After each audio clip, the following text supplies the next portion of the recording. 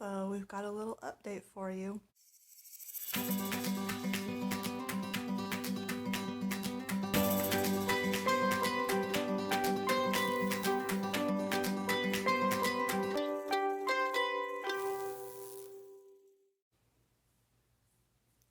So I'm not going to say that it's good news update.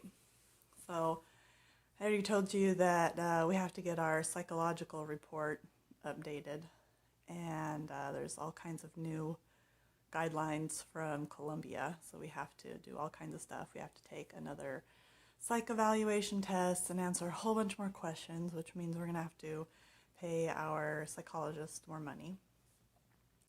Let's see. And then we got notified that our medical report, that has to be updated, because when we first did it, so we did it for our home study, and then we did it again for the dossier, but when we did it again, our doctor didn't update the date on the form. He only updated the notary. And so the dates, there was too much of a discrepancy, and the date that the actual form would expire would be February. And so, I mean, it would, we're hoping we can have things done before February, but we may not. And so you have to have at least 6 months from the time that you turn in your dossier until it's going to be done, according to Colombia. So now we have to get that updated. Let's see, what else do we have to get updated? So you know from a previous video that we already had our I-800A. That came back, which is really great news, our I-800A. But we still just need to get it apostilled. And then this obviously was something that was like my fault. Our special needs form. Colombia requires, it's like, oh my goodness, it's like an 8-page form of, you checking off which kind of special needs you would accept or not accept, and how severe or mild. And somehow I missed the first 2 pages of that form. So anyways, now there's 4 things that we're going to have to get apostilled and notarized and get them sent off. Oh, joys. Okay, so that brings me, that's kind of our update, where we're at, and hopefully by the end of October, beginning of November, we'll have that all done and sent off to our agency. And we do know that they're already getting things translated, so thank goodness. So this brings me to the real subject of this video that I want to address. So there are always going to be delays. There are always going to be things that go wrong, whether it's something from the agency, something that you did yourself, something that's going on in the country that has to do with your child, something that has to do with some other agency. There's lots of government agencies, and there's going to be something that goes wrong. And the easy thing to do when it goes wrong is to lose your temper and get upset, especially at the person who is bringing you the bad news, which more often than not is going to be your agency. They're going to call you and they're going to say, oh, yeah, so it just so happens that we need you to redo your medical form. Okay, this is going to be the 3rd time we're doing this. And it costs money. Every time you redo something, every time you have to do something again, get something else notarized, whatever, it's going to cost more money. We have to redo this, we have to update that. Why isn't this going along faster, you ask? Why has this not been done? Why has it not been translated? Okay, so I just tend to be, and I didn't even realize it necessarily, it's just kind of me. I just generally tend to be kind of a go with the flow kind of person. Yeah, sometimes things get me going, or I will be blunt about something, but mostly I'm pretty laid back and go with the flow.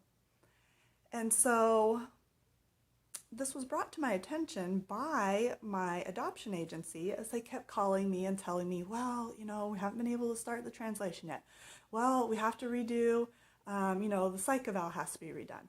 We've got to update your medical form, your special needs form. We still need this. And, okay. And while I would express, oh my gosh, okay, yes, I am annoyed about that.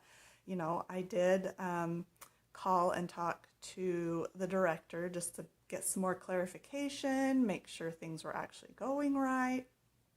But I never lost my cool at anyone. I never yelled at them. I never cussed them out. I never called them awful names, on and on. And so our coordinator for our dossier that we work with the most, she always tells me oh, thank you for being so understanding. You're so kind. You just kind of let things roll off your back. You just get up and go and get things done. I'm like, yeah, why would I get upset? I mean, I understand if there is a real problem, yeah, I'm going to investigate it. I'm going to talk it out. I may need to call some other people, but I'm not going to blow up at anybody. Why? And you may be watching this and being like, yeah, why would you blow up at anybody? Or you may be someone that's like, I would give them a piece of my mind. But when you do that, when you blow up at people in any situation, first of all, you're already feeling stressed. They're feeling stressed when that they have to call you and that the stuff is going on. But then when you start blowing up at people, cussing them out, chewing them out, and accusing and pointing fingers and all that, it raises your blood pressure, it raises your stress and your anxiety. Everything is just worse. And the rest of your day is horrible, if not even a couple days after. And it doesn't help them either. It ruins their day as well. I mean, don't you feel horrible when somebody just lays into you? I know I do. I don't want people to lay into me, so I'm not going to lay into them. And do you think, okay, these people, from your adoption agency to your psychologist to your doctor to, if you have a separate home study agency, all these people that you're working with, they're your team. These are your people. Yes, you're paying them tons of money, so I know you feel like they need to, step it up and do more, and maybe occasionally they do. That's why you call, you investigate, you ask questions. You say, hey, we are paying you a lot of money, but they are your team, and you need to work together with your team and not blow up at them. It doesn't help. It doesn't help anything. And I didn't really realize the extent that this was happening until our coordinator kept saying, thank you, you're so understanding. And I'm just thinking, oh my gosh. I don't feel like I'm doing anything extra special. I am just doing what I do. But for her to have so much gratitude for me just being understanding and calm and just being like, okay, that's a situation. Let's get up and go. Let's just get up and fix it instead of freaking out about it. Made me realize how many people that she's working with that are probably just flipping out on her constantly. And that really breaks my heart. That really breaks my heart that many people are acting like that and that she's having to go through that. I know that's just causing her immense stress, because all the clients are dealing with the same thing, with having to get their psychological evaluations updated. Plus, I know that they're also working with the people in Haiti. So any of you out there that are adopting from Haiti, oh my gosh, my heart just goes out to you. Haiti is going through some horrible, horrible times as a country. Lots of unrest. I mean, they already go through tons in Haiti anyways, but it's even amplified even more, just kind of with things that are going on in the world in general. lots of unrest, lots of things are closing down, lots of violence and crime. And so they're just having the hardest time being able to move through the adoption process to be able to get their kids out of there and complete the adoption. And the thing is, it's happening in lots of countries too, not just in Haiti. You know, there are sometimes problems in Colombia. We know that they've had protests, and for years and years and years there was civil war, and things, you know, agencies open and close, and they open and close borders. And we have a friend who was working on adoption from Ukraine. Well, we know what's going on in Ukraine, and, you know, heartbreak of heartbreaks that they were not able to continue to pursue that adoption through Ukraine. Their file has been transferred over to another country, and they are still working on an adoption, but it's not the same one. So these people are stressed. People are very stressed. From you to the people in the countries, the children, the agencies, everyone is so stressed. So do what you can on your part.